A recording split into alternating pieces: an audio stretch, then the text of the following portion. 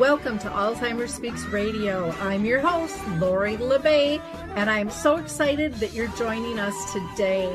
We are going to have a fascinating conversation as usual as we learn from people all around the world at all ages and stages of life. Stay tuned as we shift our dementia care from crisis to comfort. Here we go. What you think about, you will bring about.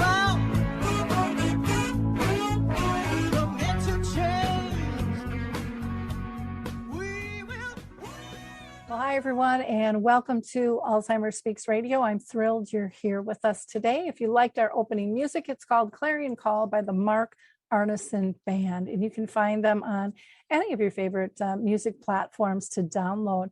For those of you that are new, Alzheimer Speaks is about sound information, not just sound bites. So we're always looking for people to interview all around the world. So maybe, just maybe, you can be our next guest. I'd love to hear from you. Just reach out to me at radio@alzheimerspeaks.com.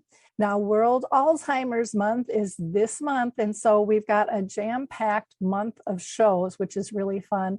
And tomorrow, the Alzheimer's Disease International Organization is going to be releasing their annual report, which is about the journey of getting diagnosed. And I know that that's going to be a fascinating one. If you are looking for support and connection to services, products, and tools, please check out dementiamap.com. We've got about 150 categories. There's lots of information and lots more coming on every day. So if you provide a service, product, or tool, we would love you to join us as well. I want to give a shout out to the Project Care study. They still need about 50 more people. They're studying stress levels of care partners. So you can email them at careduringcovid@rice.edu. Also, if you are looking for a support group, we have Arthur's Memory Cafe, sponsored by Arthur's Senior Care, and that is the second and fourth Wednesday of the month. That is virtual from 1 to roughly about 2:30 in the afternoon. That is Central Time. And then I also facilitate a in-person group just for care partners, and that is sponsored by Brookdale Senior Living of North Oaks, and we meet at the Shoreview Community Center the last Wednesday of each month at 10 a.m. And again, that is Central Time. We have a couple of international events that we're going to participate in. The Plymouth International Virtual Dementia Conference is going to be held October 27th, November 3rd, and November 10th. And their theme is challenge and solutions during COVID in this world. I'll be speaking the first day, that's Wednesday, October 27th, but it is free and we would love people to participate in that. Also, another international conference is being held on November 2nd, and that is brought to you by the Dementia Research Charity Brace, and their topic is Dementia Together, and I will also be part of that international conference as well. And for those of you that are looking at end-of-life choices, Compassion and Choices is having a virtual summit event on October 6th. And you can find out information about all of those by either emailing me, radio@alzheimerspeaks.com, or going to our website. Last I will mention is the Brain Donor Project. We can't find a cure if they don't have brains, and they need both healthy brains and those that are diseased. So just go to the braindonorproject.org. Introducing the life-changing Footbar Walker. I'm Peggy from Danville, Kentucky, and I'm 91 years old. The Footbar Walker revolutionized my care of George. It absolutely benefits the patient and the caregiver both, and that's the beauty of it. It's so easy to use. It folds up just like a dream. I got it in and out of the car without any effort at all. The saving that I made from having to put him in a nursing home came to about $192,000. Does someone you love use a walker? Do they struggle struggle to get up from a seated position? Are you a caregiver dealing with physical pain and stress as you help your patient? The Foot Bar Walker was designed to assist not only the patient, but also the caregiver. Patients have more control standing up, and no lifting from the caregiver is required. See how it works at thefootbarwalker.com. That's thefootbarwalker.com. Peggy, would you recommend the Foot Bar Walker? Do I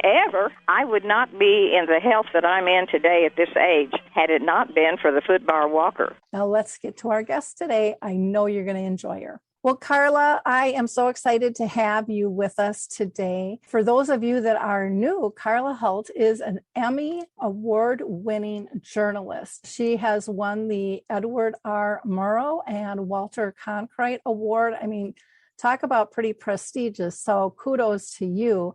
She also founded a company called So Many Goodbyes, and she did that on Father's Day just really recently. And her company is all about helping people on the Alzheimer's journey.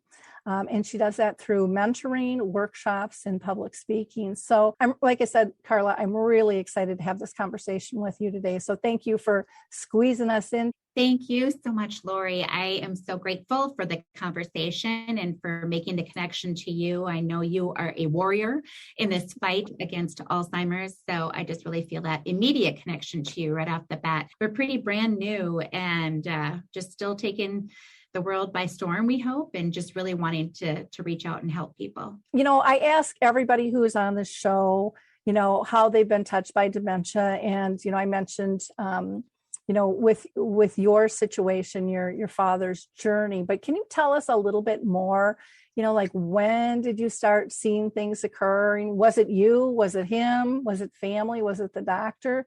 How did you come on this journey? I'd say maybe all of the above, Lori. And partly, though, I will also note that I traveled a parallel journey. I was going through Alzheimer's with my dad at the same time as becoming a new mom. And I think that that is somewhat typical for those of us in that sandwich generation. We are bookended by babies and in some cases dementia. And so I was 7 months pregnant with my first daughter, and my dad was in the hospital, and he was under the influence of narcotics required, of course, for his surgery.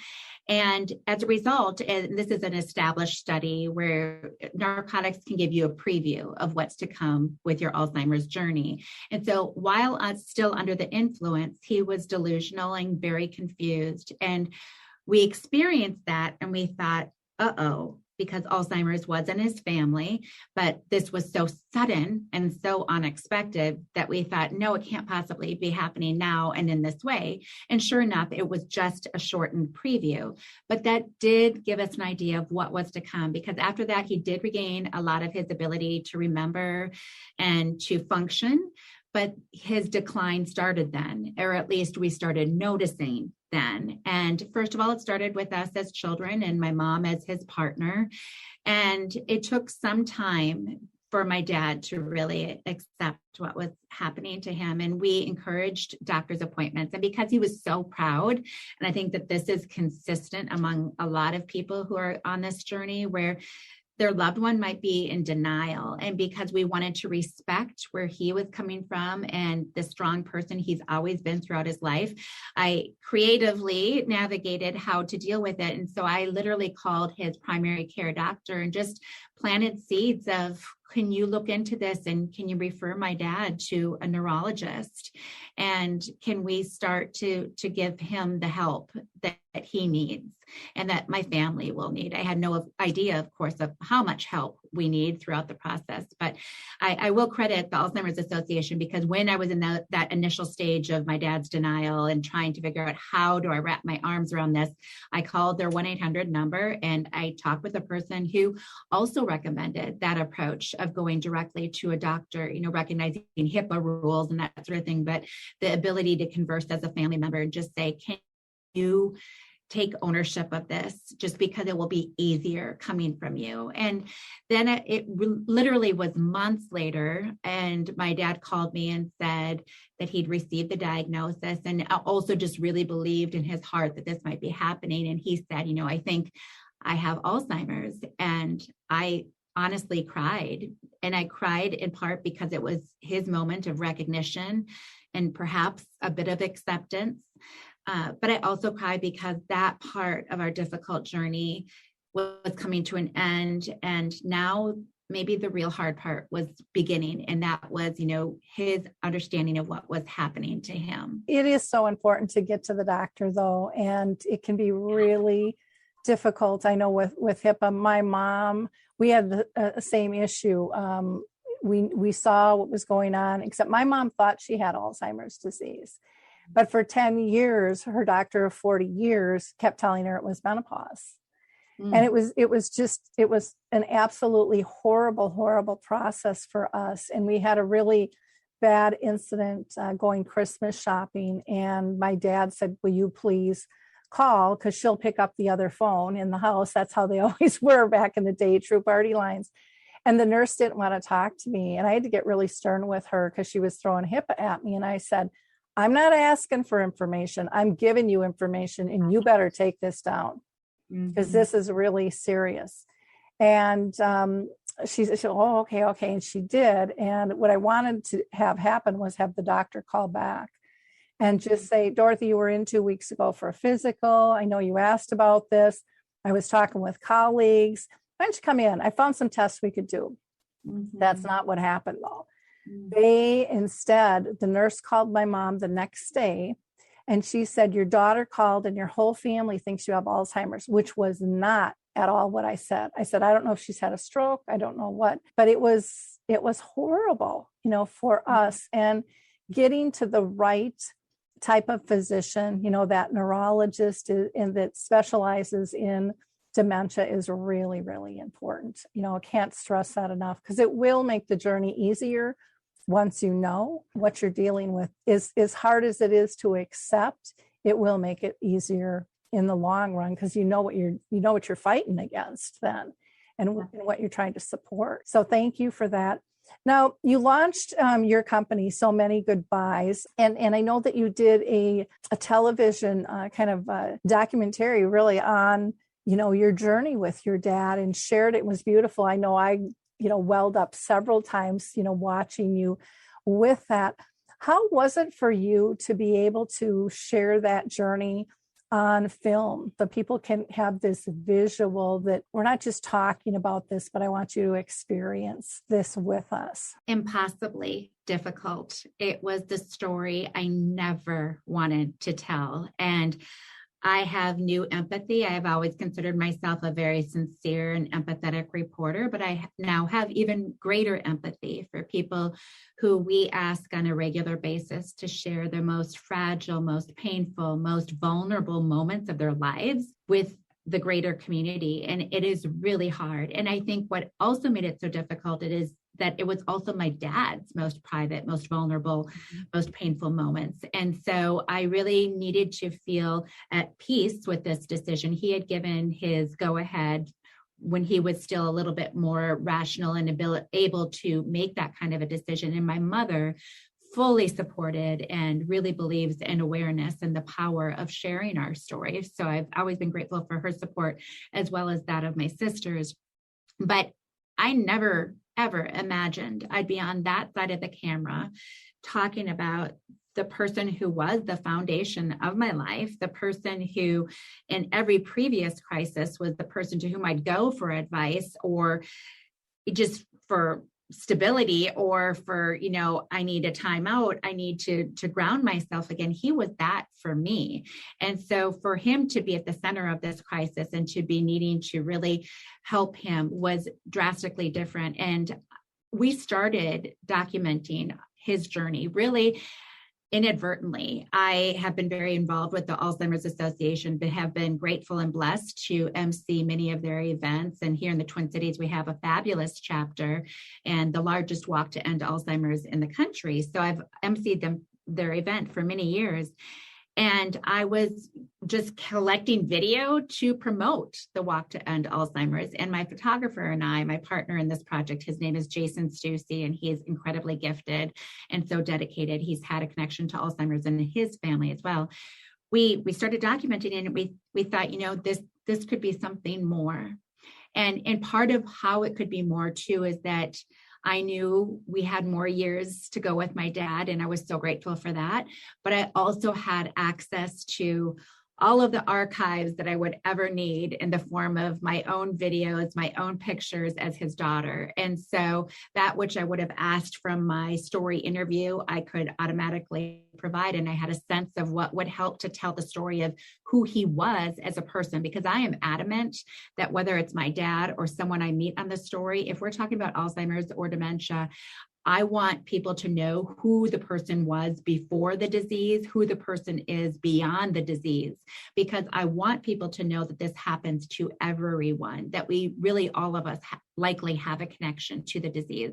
So it was really important for me to introduce him as a Minnesota dad who had an amazing career at 3M and who also gave back so significantly to his community, to his church, to new refugees, to the seniors in our neighborhood. I mean, everyone who was touched by his life, I wanted people to know that about his life. And so that it all kind of just naturally, organically developed. And before I knew it, we had the milestones that you have within the Alzheimer's marathon. I often call it my dad's final marathon. He was a marathoner. And when we reached the 23-mile marker, that was really hard. I didn't think it would get harder. But then, of course, as we reached the other milestones and finished the marathon, we continued to document, and I continued to kind of use the story, and my partner documented my responses as almost a video diary of sorts. So it all came together very organically. But long story short, in answer to your question, Lori, it was really hard. It was really, really hard to share that. And I found affirmation in the number of people who reached out saying that they felt affirmed themselves by this, knowing that they also are not alone. Well, I'm a firm believer in storytelling. I think it's the most powerful form of communication that we have. And, you know, when you can tell your story and be vulnerable and laugh and cry, people automatically see this is real. This isn't staged. This isn't a show, but that there's heart connections. And that's what everybody wants. They want that deep love. And I know in like a lot of my trainings and stuff, I talk about, you know, people struggle with the loss, and your so many goodbyes says that. I mean, it's over and over and over again. We'll get more into that. But I always tell people you can't have great loss without first having the gift of great love. Mm-hmm. And if you can kind of flip that pancake and realize that, boy, how lucky am I to hurt this deeply, because I have something so many never had. That always helped pull me out of the rabbit hole, you know, in kind of telling the story. But I really do think by you being vulnerable and so courageous, it allows others to be able to share more of their story with others. And it might not be on camera. It might just be with family and friends. Mm-hmm. And I don't want to say it just might, because that's a big step, people. I can't tell you how many people are out there that are afraid to tell anybody of what they're dealing with. And so by you doing that, gives them the courage to say, well, if she can do it on camera, I can do this too. So thank you and your family and your partner in crime in terms of pulling that all together. It really is a very, very important piece. And we'll have a link to that so people can watch that as well. Now, you launched your company, which I thought was really interesting, on Father's Day. Was that to honor your dad? Is that why you picked that date? Absolutely. I'll be honest. I originally thought I'll launch on his birthday, mm-hmm. a month before Father's Day. He has an early May birthday, and I wasn't quite ready with all the technical details and with my website. And then I thought, well, maybe I would launch even on the day that he ended his journey, but that didn't seem right either. He passed away in the end of March. And obviously I wasn't ready at that point, because that wasn't honoring the full life he also lived before Alzheimer's. And then I said, you know what?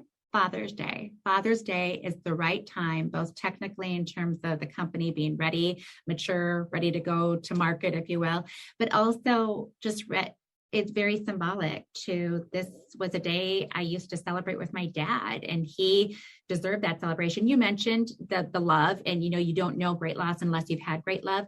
I just want to say to that, amen. And I would also just say, I feel very blessed. As much as Alzheimer's honestly broke me in many ways, I recognize how blessed I am to have been raised by him. My mom and dad both were amazing, but I was a daddy's girl. And I was so fortunate to have such an impressive and amazing human being as my father, who would become my role model in life. And I don't take that lightly. I don't take that for granted. And I'm grateful for that part of it. But I launched, of course, as an homage to him. I consider So Many Goodbyes part of his legacy.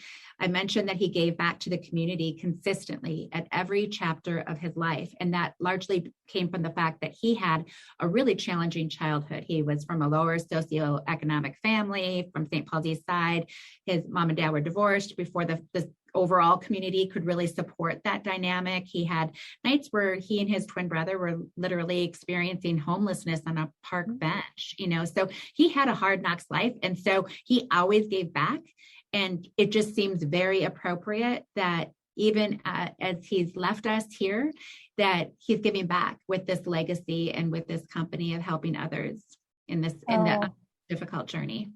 That's beautiful. And it's, again, it states no matter what your life is, you can always improve it and you can improve others, by being vulnerable, by, taking the life lessons that you're given, with that, and being empathetic and compassionate towards others. So, kudos to that. That's marvelous. And I really, when I saw the Father's Day launch, I thought, well, that is really neat. And I'm thinking, I wish I would have done that for my mom, but I don't even remember the date I launched Alzheimer's Speaks, but again, kind of similar stories of, they went through so much, taught so many lessons. You can't let that stuff just lie and blow into dust. You've got to share it. So I want to talk about, So Many Goodbyes, because one of the things that you do, one of the services you provide is mentoring families. And a lot of people don't even know what that is, how that works. So I'm wondering why you felt that was necessary and how can that help families on their journey? I think when I answer that question, and I want to acknowledge what does exist in our community, right? We have the Alzheimer's Association with their vast resources and the support groups that they offer. We have the memory cafes that I know you've been involved in so extensively, Lori. And there are these different organizations and opportunities to connect and to get advice and to get that feedback that you need. But I will be honest, as a working mom of two little girls who was incredibly close to her dad and who was just trying to do it all, I didn't have the time literally in my schedule to attend multiple support groups. I didn't have a connection that was super personal on the ground through the Alzheimer's Association. I think that organization, within that battle that I sometimes describe, this big war we're fighting against this awful disease, I consider them a general.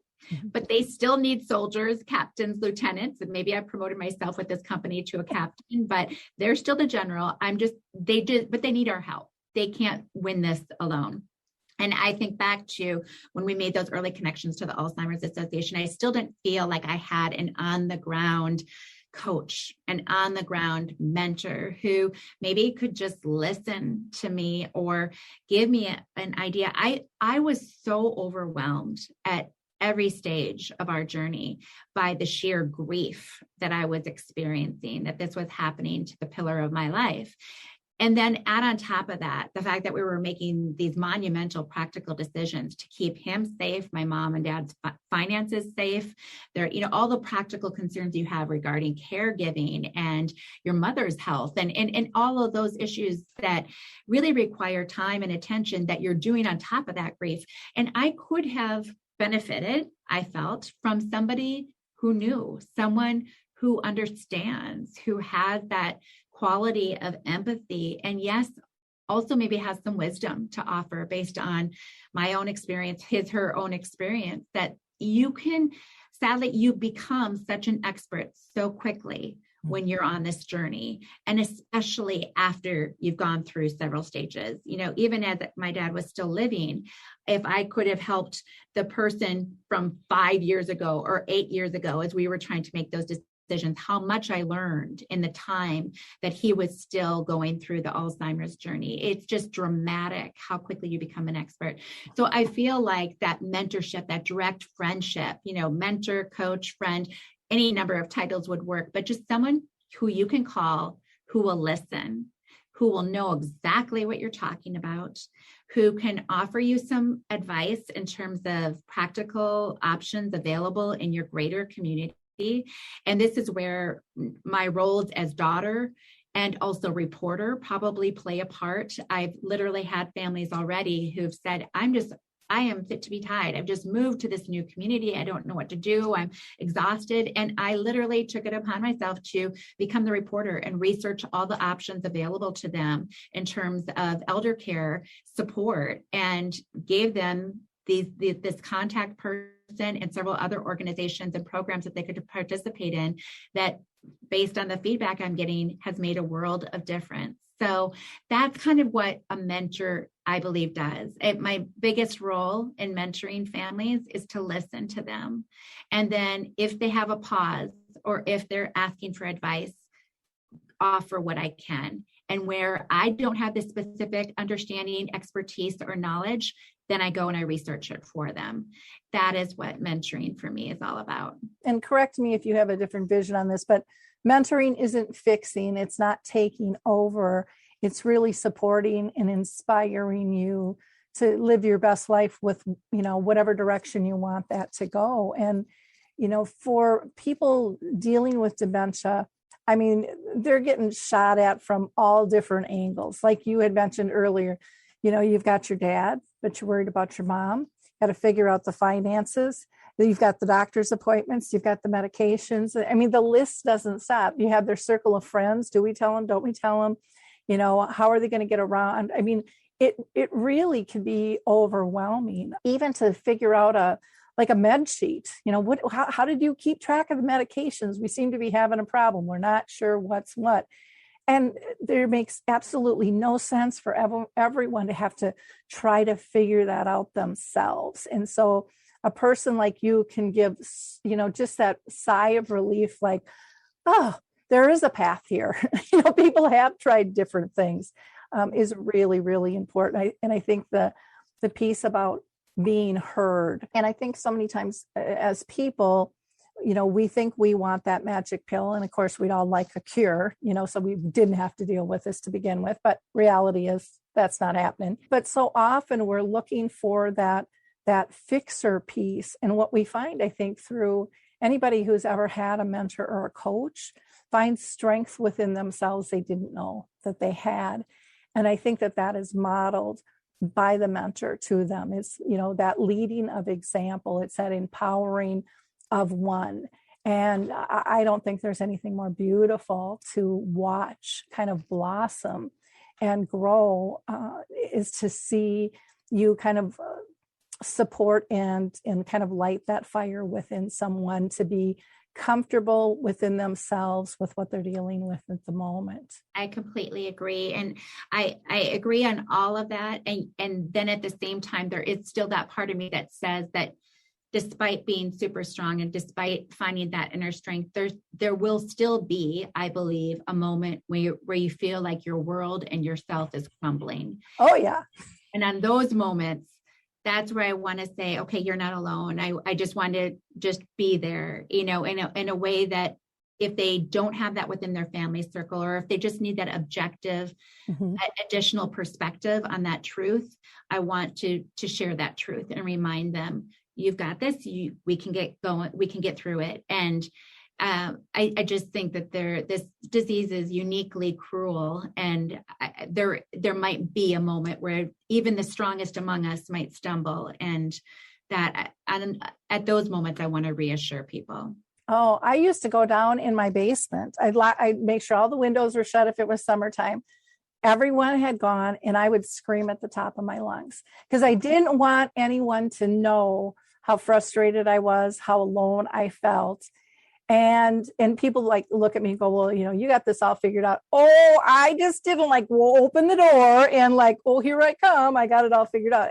It's never like that, because you can have it all figured out one moment, and the next moment, the same thing happens. You think you're reacting the same way, and the outcome is totally different. So, you are going to have those moments. And I think, one of the things that is so beautiful about a mentor is they allow you to have those moments and to support you through them. And again, like you said, to let them know this is normal.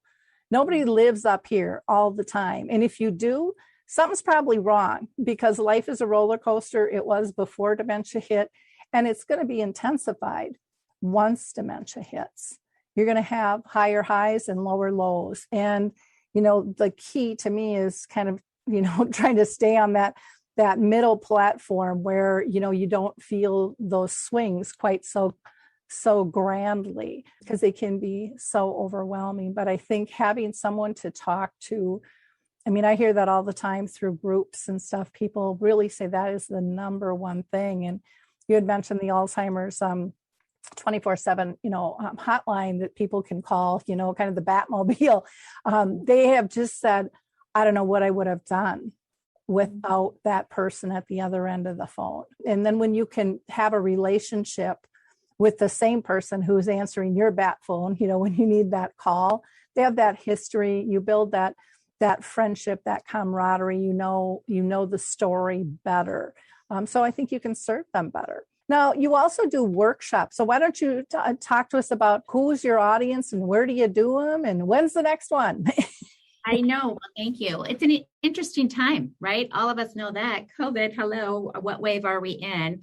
567th? I don't even remember. But I've had several workshops doing more, and I'm doing them primarily at long-term care centers, which is why I brought up COVID, because obviously in-person events are touch and go right now. So we really want to be sensitive to that. But I've been grateful to be in several long-term care centers already to present a presentation that really starts with saying, okay, this is me. This is my mission. This is why I have this mission. And I share one of my stories from care that really encapsulated my dad's journey. And then I share truly to the caregivers and part of the supportive staff, it might be administrators or what have you, the family perspective is what I call it. And I just convey to them really what the various emotions might be at different stages that families are going through as they especially move their loved one to long-term care, and the kind of dramatic, monumental move that is for them in their life. Not to say that caregivers and those working in the long-term care community don't appreciate that. They do. I really believe they are the heroes among us doing the most critical work in our greater community, but just trying to drive home the really innermost insights of what families are thinking at that critical moment. Then I also offer some strategies and what I have observed as being really successful ways to both communicate with families and also to work with our loved ones who are experiencing this dementia, and to, really find the person again beyond the disease. So that is one audience that my workshops serve. The other audience that we serve are the families. And so that audience is, loved ones, partners, children, neighbors who are particularly close. So the community that might be moving their loved ones to that long-term care community, or even considering it, or maybe they've been there for a long time. However, the long-term care community defines the family category is kind of who that particular workshop is designed for. But the ultimate goal of both workshops is to just bolster the bridge between caregivers and families. And it's not to say that that bridge doesn't exist already to some degree, but it needs to be reinforced, because the crisis that we see down the road is only building, and there'll be more families. And we also know that there are fewer caregivers. And we also know the reality of how honestly poorly paid and in some cases poorly trained caregivers can be. So to try our best to at least improve the communication and the understanding, and to have that as a starting point so that we can try to ensure the most dignified, respectful care for our loved ones as possible. That's really what the workshops are designed to do. There's a lot of more specifics within it, but that's the ultimate goal. And so the ultimate goal also would be to help our loved ones. Well, it's kind of funny because when you're talking about the bridge, I'm like, that's it. It's our infrastructure, which is all over the news these days, but it's really important to make sure that those bridges and walkways go two ways, and that people know how to find them. Where are they? To me, that's one of the things that's lacking so much. And that's why we created the dementia map, to help people find those bridges throughout. But I love your approach in terms of your workshops and your insights. As you mentioned earlier, the Alzheimer's Association, I know you're a big advocate and have supported them, and you're going to be emceeing the walk or have emceed the walk, I should say, that just happened this past weekend. And I'm wondering, what has that experience been like for you as a whole, publicly standing up for the association in terms of what it's meant and the difference? I mean, there's so many things, especially with being a journalist, that I'm sure you're tugged on, to represent and to kind of help be a spokesperson for. Were you experienced with them prior to your dad, or did that all cultivate because of your journey with your dad? It was all natural and organic again, and it was directly related to my dad. I have a master's in international affairs, and because my dad was so involved with helping the Hmong immigrants and refugees in our community get settled here in Minnesota, I was always very involved and a strong advocate for international issues and specifically related to refugee issues. So when I would MC a lot, I MC across the board. I do a lot of MCing for those experiencing homelessness and other organizations too. But I would do a lot of work with specifically places like the American Refugee Committee, now Alight. But I always really tried to seek out those causes that were most personal and for which I could be most passionate. So when my dad started this journey, and when I started to discover the value and the richness of the Alzheimer's Association, and the difference it was making in my family's life, it was just a natural segue to helping them with MC duties. They actually came to me first. It wasn't like I had come to them. They, I think, knew maybe I'd posted at some point or whatever, but they asked me if I would MC, and then that just started our relationship. And in terms of my public appearances for them, in terms of, being in front of a group, I will say there's no pro Alzheimer's group. And so there's no issue of being controversial and saying, I hate this disease. I will do whatever I can to help families on this journey. There's never going to be that, this polarized moment in our greater community. I don't have to worry about polarization when it comes to this particular issue. So it's a no-brainer to really be involved. Pun unintended, just to be really involved in all neurological issues related to Parkinson's and ALS as well, for that matter. I have a dear cousin who recently passed away to ALS. So again, where I have connection, I will pursue it, and I'll bring the passion that comes with it. And in terms of being there and being with what I often call my extended Alzheimer's family, I have received so much more than I have ever given. And that is because, and this is part of why I started So Many Goodbyes, I think that there is just a natural relationship, a natural understanding. When you say to someone, I lost my dad to Alzheimer's, and if they know that journey, they immediately feel for you and grieve with you and appreciate where you've been, where you've come. And I think that is invaluable. And so when I've stood in front of those audiences, I've broken down often, and they've literally applauded me to continue. And in that applause, I've felt their love and their sheer support.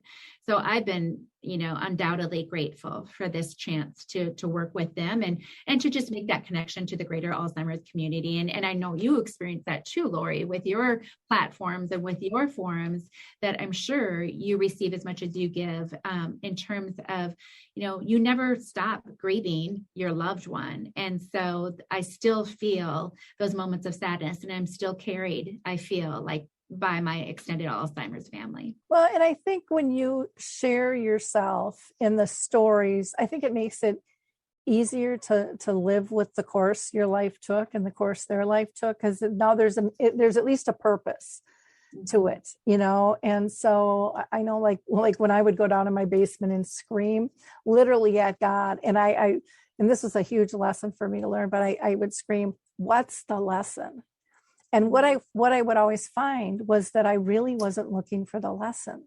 I was like, just kind of, floating around and trying not to get sucked down the drain of depression and just overload and stuff.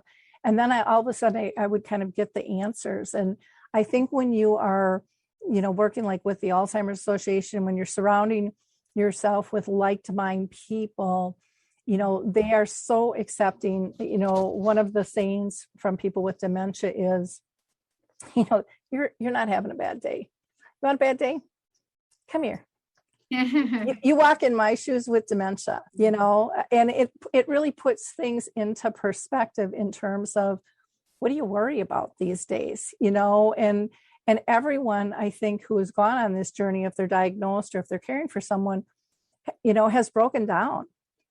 And probably their biggest wish, if they've had to do it alone, was to be supported. And belonging to a group or an organization or whatever it might be is so critically important. I know just even on the Alzheimer's walk, you could feel the energy, of all the people coming together. And it's not this depressed, icky energy. It's about life and living and sharing stories and feeling connected. And it's really quite powerful if you haven't participated at that level. And did you build a team at all for your dad, or? Yeah, we've had the Hult's Heroes for several years. And we initially launched really for my dad, and my Uncle Bill, his identical twin brother, also passed away from Alzheimer's within the last year.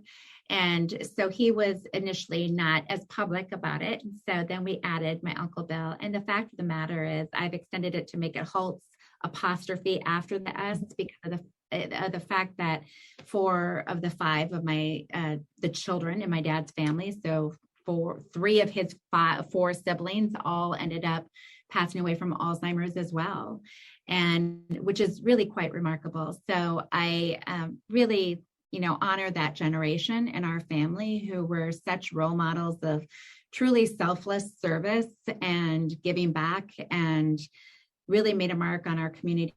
And so now we are Hult's Heroes in honor of my Uncle Dick, my Aunt Mary Jean, my Uncle Bill, my dad, and honestly, the generation before that, my Grandpa Stan. I mean, it goes on, as many people with Alzheimer's in their family can attest. So we do find it so powerful on that day. And you mentioned some of the feelings that you experience when you are surrounded by people holding those purple, orange, yellow, blue, white now flowers, is that I also feel like one of the emotions I feel is just love, that, transcends everything else, and that can really, truly get you through that moment of ultimate and impossible challenge. When you gather in a group, especially that size, it's not just an event, it's a movement. I mean, and you can feel that it's a movement. What surprised you the most about Alzheimer's disease and what people know or don't know about it, even within your own family? I think there is so much reluctance. There's the initial denial of the person who's himself or herself journeying with the disease, and that's hard. But then what is a little bit surprising is when other beloved family members really just don't want to acknowledge, accept the reality within our mutual loved one. So, they might still say, Bob, why can't you do this? And, or whatever, there's that frustration. And you can say it's science, it's medicine, it's the disease, but still the person that they know is, leaving them for, something that they visibly cannot see. And that is really challenging. And I think that is a surprising part of this disease, and that you expect that people will be able to make the transition as your loved one is medically making the transitions, but our mind and maybe our devotion to our loved ones doesn't always work that way. We fight against it in every way possible, and we want this person to stay with us as long as possible, even if that is defying the biology and what is physically happening to them in that moment. It's shocking, but it's also probably human nature. Yeah. Well, and I think the physical changes are, they trigger the emotional reaction. And there's so many people that don't deal with their emotions. And just because it's tied to a loved one doesn't mean that they're going to accept it. If that's kind of their pattern. I think of my 2 brothers, they really didn't want to step up and step in because it was so painful. They wouldn't give themselves permission. And I think they, sometimes I think, did they think they were never going to be able to pull out of that pain? Was that their issue with it? Because, I'm one, and I've always kind of been like this, is the only way you're going to get rid of the pain is to move through it. And you can't move through it if you don't recognize that it's there. And so, but again, I know not everybody's like that. And I hear that's probably one of the biggest complaints I hear from family members is, why don't they get it? How do I change them? And I'm like, oh, let me tell you, I was on that boat for a long time. You're not going to change them. Right. And the day I recognized that I wasn't in control of their life and how they reacted, I had a lot more time to do what I wanted to do in terms of how I was going to care. And it really lightened my burden. I didn't even realize how much that weighed me down. But I think that is something a lot of primary caregivers especially feel. They feel the need to pull everybody in, one for that person, but also to support themselves. And you kind of just end up swirling around. But there are others out there that can help lighten that load as well.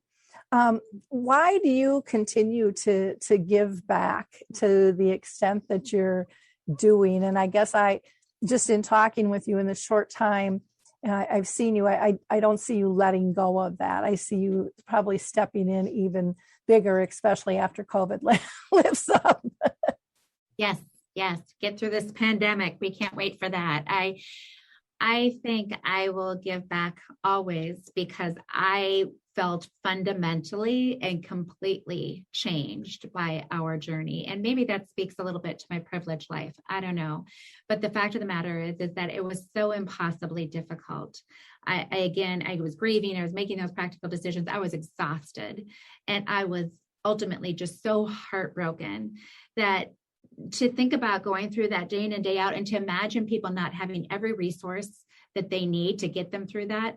I don't want them to go through that. I really don't. I want to be among the tools in the toolbox. I want to be there for people to make it just a little bit easier for them. And yes, it's part of my dad's legacy. It's honoring him because he believes so powerfully in helping other people. But it's also because I was changed. I was changed as a daughter. I was changed as a mother. I was changed as a person. Because I lost him in such, again, I often use this word, in such a cruel way. I think this is a uniquely cruel disease. And I think anyone who has the passion and the ability to help others needs to do so. We are all called, if we can be, and if we have something to offer, I feel we're called to try and make a difference in this area. And so I don't see myself ever shying away or ever pulling back at all. I will celebrate the day that my company is completely dissolved because Alzheimer's is no more.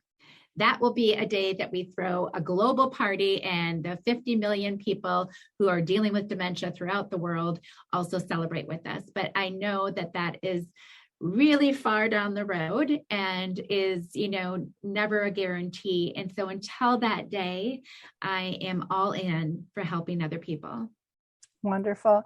You had mentioned about, was it because you had a privileged life and you had a great relationship, with your dad? But I have also seen a lot of people who haven't had a good relationship with their parents and they've been called into care. And it's been extremely difficult because, I had a great relationship with my folks too, but there are many families out there that can't say that. And yet the ones that do step in, many of them have healed their wounds through care. And I think the other thing to me that was really important is everything that's good for dementia is really good for all of your life. I mean, all of those lessons lived, you can use them with your kids, with your partner, with your neighbors, with your coworker. I mean, it really is about teaching us to live graciously alongside diversity. And who doesn't need that? So I think sitting back and going, what have I learned? Because there's great advice we can give, but I think sometimes even just having a checklist of what were some of those things, because I know people ask me that, and I've got a list on my blog a mile long, and people are like, oh, wow, I've listened to your stories and I've taken your guidance and I've done this and I've done that, but I've never looked at what am I grateful for, other than maybe a healing of a relationship, or, with my mom, I don't know if you experience this, but I always tell people I learned new levels of unconditional love that I didn't know existed. And at the end, and even after my mom passed, I look at it as it was a totally spiritual connection. I mean, we communicated in ways I didn't know existed prior to, because it forces you to be present if you're going to communicate and if you're going to engage. And so I think anybody can learn lessons. I think anybody can give of themselves to others. But I also think in this journey, it's about valuing your relationship and putting that first, because a lot of times we care. And I know I did this in the beginning. It was tasks. It was all about tasks because, I was organized. I was overloaded. I was that sandwich generation, and it was just check it off, because that's how I did everything. But it taught me to slow down and put first, was she safe, was she happy, was she pain free, and then I did my tasks differently. Have you ever made a list of what you're grateful for? Right. And I completely agree. I think that there are moments. I do encourage people. I often say, savor the moments you still have. I think that when you're in it, it is easy to fixate on the goodbyes and what you are losing. But I think back to even when he couldn't recognize me anymore, my ability to hold his hand and look into his face and to his eyes, that is something that I miss so profoundly on this day. So I really believe in stepping back and saying to yourself, I still have this person here. I am still able to hug him, hold her, whatever it is, and that matters. And that's still so important, even as I'm overwhelmed by the grief. I just wanted to also respond to what you were saying, about the family's connections to each other and about how some people may struggle with the fact that they didn't have a strong pre-existing relationship. That is part of what, again, I recognize was, my benefit with my dad. It made my journey maybe sometimes harder because he was such a part of me and he was such a huge part of my life and that big thing. But I also believe that because I did have that connection, I could more easily advocate for him. I also had a position with my work where I could be flexible and I could be more present. And so that is part of why with these workshops, I recognize not every family has either that relationship or that specific practical work arrangement that allows them to be as present in their loved one's life at this stage. So that's part of why I'm also trying to provide that family perspective, because we are all forgiven for all the relationships we have in our lives, whether they are good and strong and positive, or if they've had, challenges throughout. It's life and nothing is perfect. And I will say, as much as I build up my dad, he also wasn't perfect. We are all flawed as human beings. I also really believe that. So, some people go into this stage with different dynamics within their relationships. And that's part of what I'm trying to recognize as well. So finally, regarding that gratitude, again, I just think looking back and just being able to really make that deliberate effort to still be present.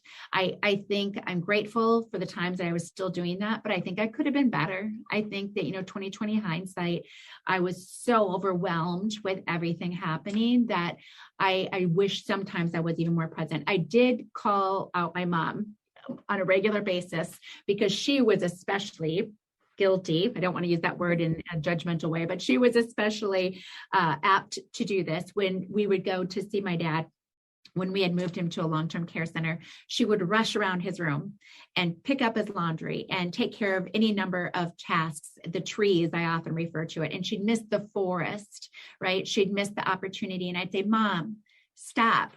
She was the love of his life.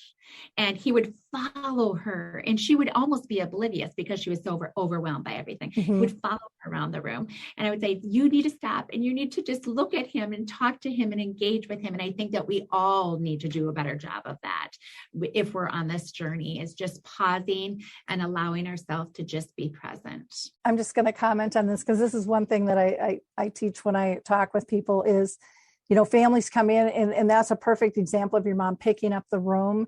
And, staff always wonder, nothing ever pleases this person. We're not good enough. And a Kleenex might have just fallen on the floor and housekeeping might have just left. But families, I think, are trained in their mind, especially when you've got limited time that you're going to spend there, to look for problems to fix, because that's the only thing that they can control.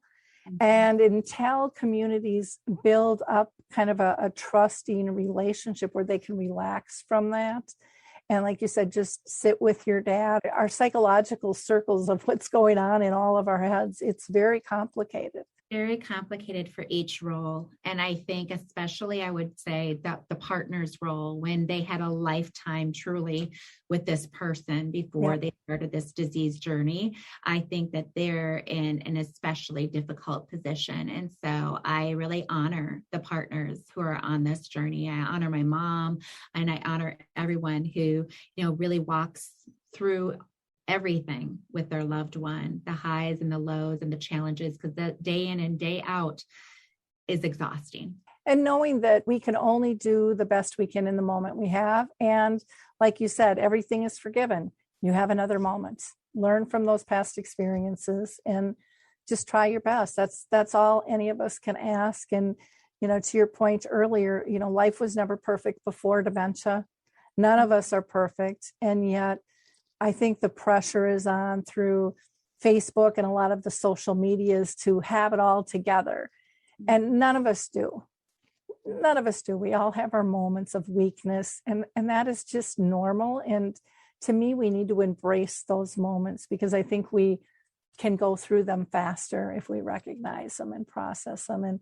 And having a mentor like you, Karla, would just be, I would have loved having that when I was on the journey with my own family.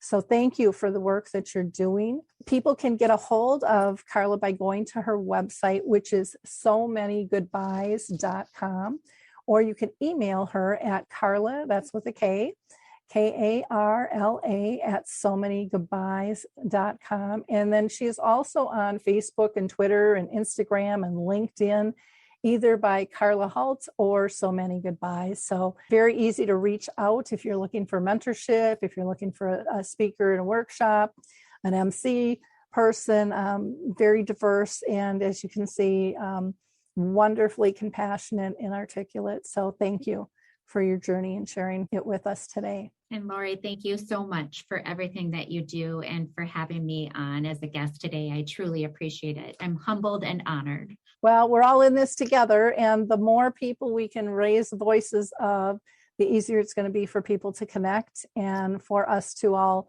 walk this journey graciously together. We're going to find that cure. We're going to find more social supports that we need. And we can't find them and we can't develop them if we don't get people having this conversation. And that's the whole reason, I started Alzheimer's Speaks, was we've got to connect the dots in an easier fashion. Yeah. Amen. Thank you. So again, I want to thank our listeners. I just appreciate your likes, your shares, your follows, your input on what you want as new topics. Please continue to do that. And if you have any questions, you can reach me at radio@alzheimerspeaks.com, or you can just go to our main website as well, alzheimerspeaks.com, which we're going to be launching a new brand here pretty soon. So look for that. Bye now. Hey everybody, Jared Sebestier, host of Retire Repurposed. This podcast is dedicated to help people transition into fulfilling and purposeful retirements. Retirement is a big life change. In fact, the two most dangerous years of a person's life are the year they were born and the year they retire. Few people can just flip the switch from working a career 30 or 40 plus years, retiring on Friday, without methodical steps to living what we call a repurposed retirement. To listen now, search Retire Repurposed on your favorite podcast platform, Senior Resource, or Life Audio.